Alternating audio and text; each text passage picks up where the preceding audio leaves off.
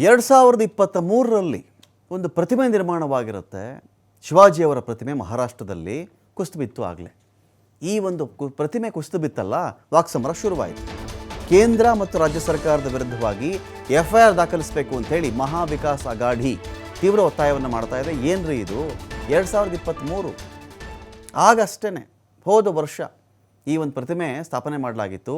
ಸಿಂಧುದುರ್ಗದಲ್ಲಿ 35 ಅಡಿ ಎತ್ತರದ ಪ್ರತಿಮೆ ಅಂತೆಲ್ಲ ಜೋರಾಗಿ ಮಾತನಾಡಲಾಗಿತ್ತು. ಇವತ್ತು ಪ್ರತಿಮೆ ಕುಸಿದು ಬೀಳುತ್ತೆ ಅಂತ ಹೇಳಿದ್ರೆ ಏನಿದೆ ಕಥೆ? ಏನು ಸ್ಕ್ಯಾಮ್ ಇದು? ಯಾರಿಂಥ ಕೆಲಸ ಮಾಡಿರೋದು? 2023 ಡಿಸೆಂಬರ್ 4ಕ್ಕೆ ಪ್ರತಿಮೆ ಇನಾಗ್ರೇಟ್ ಮಾಡಿದ್ರು. ಪ್ರಧಾನಿ ನರೇಂದ್ರ ಮೋದಿ ಅವರೇ ಉದ್ಘಾಟನೆ ಮಾಡಿದಂಥ ಪ್ರತಿಮೆ ಇದು.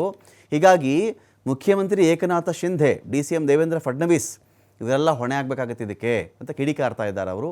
ಮೋದಿ ಅವರು ಉದ್ಘಾಟನೆ ಮಾಡಿದಂಥ ಅಯೋಧ್ಯೆ ರಾಮ ಮಂದಿರ ಸುರಿತಾ ಇದೆ. ಅಲ್ಲಿ ರಾಮ ಮಂದಿರ ಸುರಿತಾ ಇದೆ. ಅಯೋಧ್ಯೆ ಸುತ್ತಮುತ್ತ ರಸ್ತೆಗಳಂತೂ ಹೊಂಡಗಳಾಗ್ಬಿಟ್ಟಿದೆ. ಆಗಲೇ ಶಿವಾಜಿ ಪ್ರತಿಮೆ ಇಲ್ಲೂ ಉದ್ಘಾಟನೆ ಮಾಡಿದ್ರು. ಬಿಹಾರದಲ್ಲಂತೂ ಕುಸಿದಂಥ ಸೇತುವೆಗಳಿಗೆ ಲೆಕ್ಕವೇ ಇಲ್ಲ.